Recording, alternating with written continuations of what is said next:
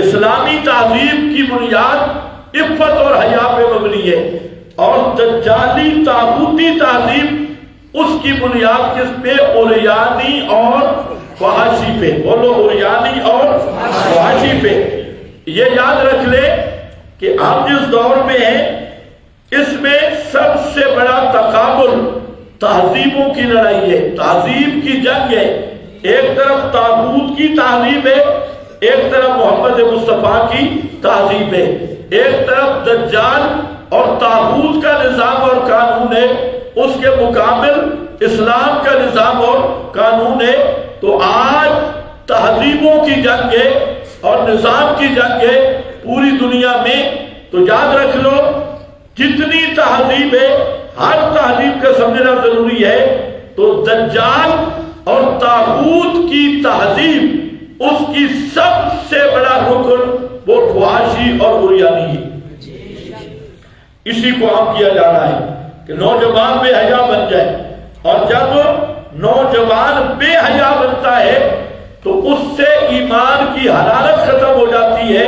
جب ایمان کی حرارت، اگر ایمان ہوگا بھی صحیح تو کملایا ہوا ہوگا، طاقتور نہیں، بیمار ایمان ہوگا، تو فحاشی اور بے حیائی کا سب سے بڑا اثر ہوتا ہے کہ جو ایمان کی تازگی ہے اور جو ایمان کی حرارت ہے وہ ختم ہو جاتی ہے، اور جب حرارت ایمان کی ختم ہو جائے تو وہ آدمی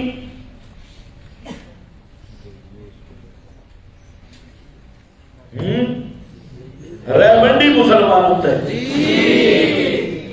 مجاہد نہیں ہوتا۔ جہاد وہ کر سکتا ہے جس کے ایمان میں حرارت ہو، جذبہ ہو، اور بغیر حرارت کے جہاد نہیں ہوتا۔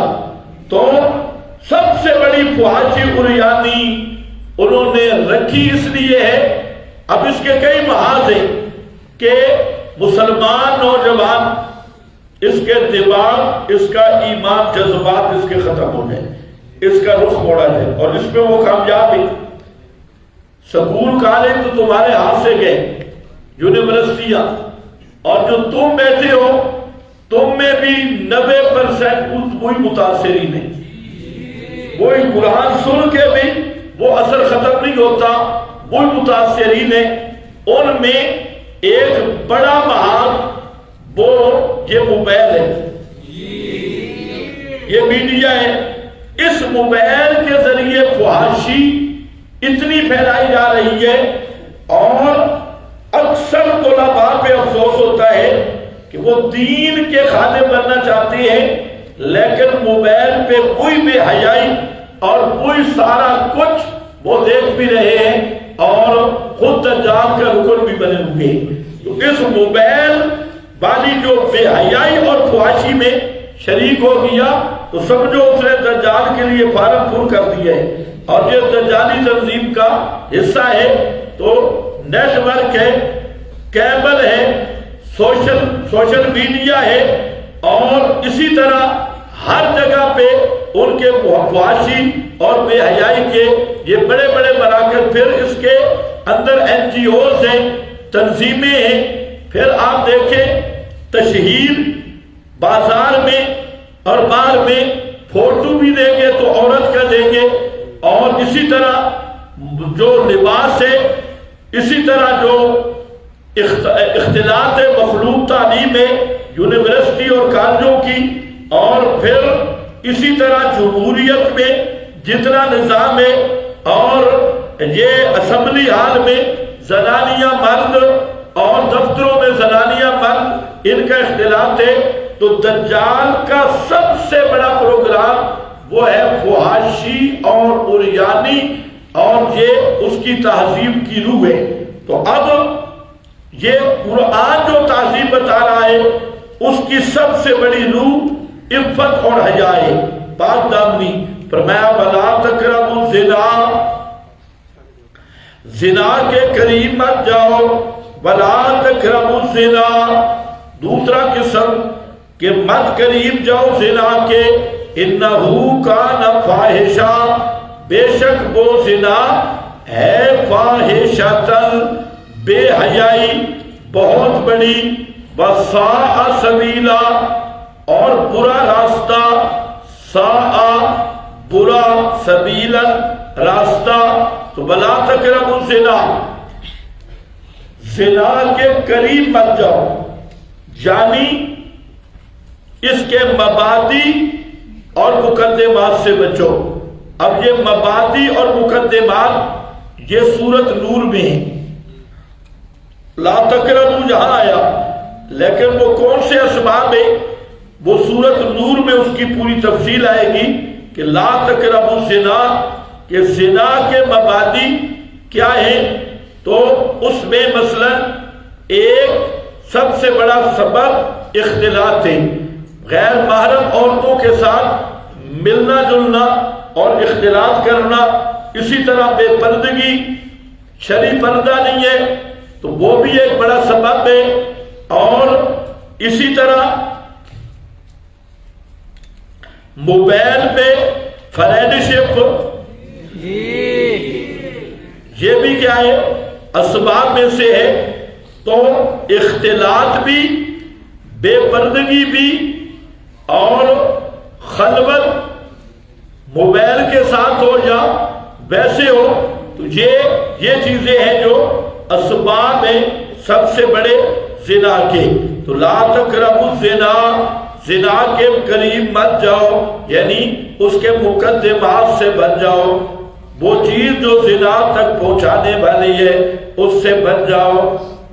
اور یہ سب کے لیے ہے، چاہے جوان ہو یا بوڑھا ہو، 25 لاکھ علماء کا استاد ہو یا ریڑھی والا ہو، سب کے لیے لا تقربوا الزنا،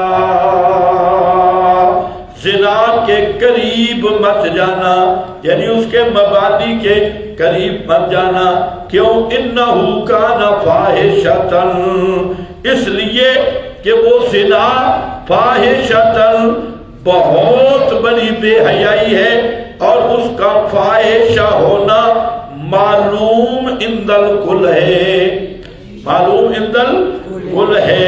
پوری دنیا آپ دیکھیں، ہندو بھی اس کو برا سمجھتا ہے، سکھ بھی، مکہ والے مشرک بھی زنا کو برا سمجھتے تھے، اور صرف 2 مذہب ایسے ہیں جنہوں نے زنا کو اچھا کہا۔ ایک شیعہ مذہب ہے، اس نے زنا کا نام بتا رکھ دیا اور نام بدل کے اس نے تحسین کی ہے، اور دوسرا یہ دجالی مذہب ہے جس نے زنا کی تحسین کی ہے، ملحدین دجاجلہ نے۔ باقی دنیا کی کوئی تہذیب ہو اور کوئی معاشرہ ہو، زنا ہر ایک کے ہاں بری چیز ہے، کسی نے بھی زنا کو اچھا نہیں کہا۔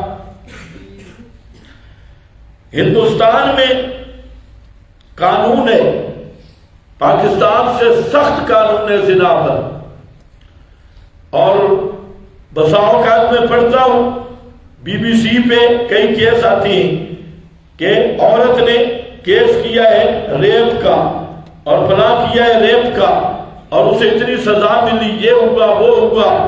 تو مطلب میرا کہنے کا ہے ہر گندے سے گندا مذہب وہ بھی زنا کی حرمت اور قباحت اور بے حیائی پہ متفق ہے، سوا 2 گندے مذہبوں کے، رافضی اور دجالی تہذیب، یہ کٹھے ہیں، یہ ان کے نزدیک کوئی برائی نہیں ہے۔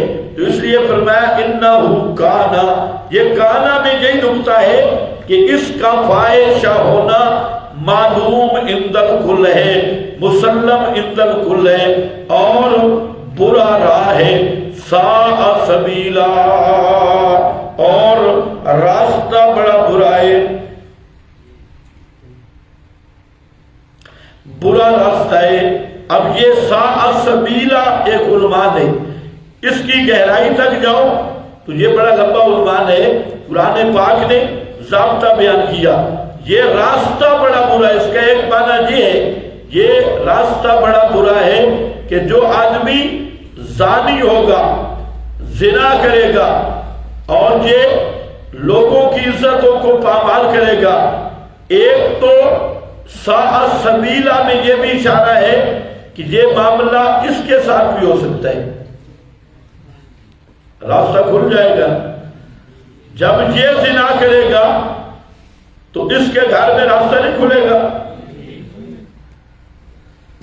اس کے گھر میں قدرتی راستہ کھل جائے گا۔ اس کی ماں بیٹی تو ہوگی، بیوی ہوگی، رشتہ دار ہوگی، تو جب وہ انہیں پتہ چلے گا تو ان کے ذہن میں زنا کی بکت ہی ختم ہو جائے گی کہ ہمارا فلاں کر رہا ہے تو کوئی اتنی مسئلہ نہیں ہے۔ تو جب زنا کی بکت ختم ہو گئی پھر سارے ملوث ہوں گے۔ یہ بھی ایک معنی ساء سبیلا کا کہ اس نے راستہ غلط نکالا، برا راہ نکالا۔ آج یہ زنا کے راستے پہ چلا ہے تو اس کے رشتہ دار، ماں، بہن، بیٹی، بیوی تک وہ بھی پھر زنا کے راستے پہ چلیں گے، کیونکہ یہ مقتدا بنا ہے۔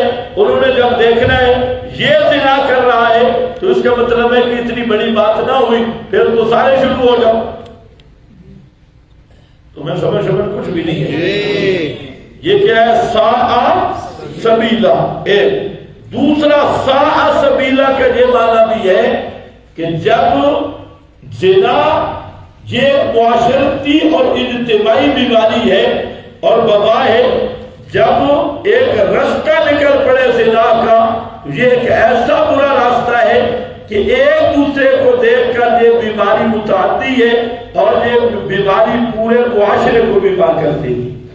اس کو یہ دیکھے گا، یہ شروع کرے گا، اس کو وہ دیکھے گا، وہ شروع کرے گا، اس کو وہ دیکھے گا، وہ جو پورا معاشرہ کیا ہو جائے گا؟ بیمار۔ تو یہ مطلب ساء سبیلا متعدی بیماری ہے اور پورے معاشرے کو برباد کرنے والی ہے۔ اور تیسرا ساء سبیلا، اس نے جو زنا کیا، اس کے اولاد پیدا ہو گئی، اب وہ بلغ الحرام ہے۔ اب دو صورتیں ہیں، یا تو اولاد تو دوسرے کی ہے اور منسوب خامد کی طرف ہے، تو اب یہ خامد کا بیٹا تو ہے نہیں، ہے تو کسی اور کا، لیکن منسوب خامد کی طرف ہے۔ تو اب اس کا نظام کیا رہے گا کہ یہ باپ کا وارث بھی نہیں، اور آئندہ کے لیے پردے کے مسائل ہیں، آئندہ کے لیے وراثت کے مسائل ہیں۔ تو یہ ایک اس سلسلہ ایک برائی نہیں، پوری زنجیر ہے برائیوں کی جو آئندہ نسل میں چلے گی، اور یہ ہے ساء سبیلا۔ یہ باپ کا جو ہے نہیں، تو باپ کا پھر وارث کیسے بن گیا؟ پھر آگے رشتے آپس میں کیسے ہوں گے؟ تو پورا خاندان تباہ ہو جائے گا۔ اس لیے یہ برا راستہ ہے۔ سمجھ گئے کتنے آگے؟ تین۔ کتنے آگے؟ تین۔ یہ برا راہ اس لحاظ سے بھی ہے ساء سبیلا۔ اور ایک یہ بھی ہے، نبی کریم علیہ السلام سے مسند احمد میں حدیث ہے، ایک آدمی نے زنا کی اجازت لی،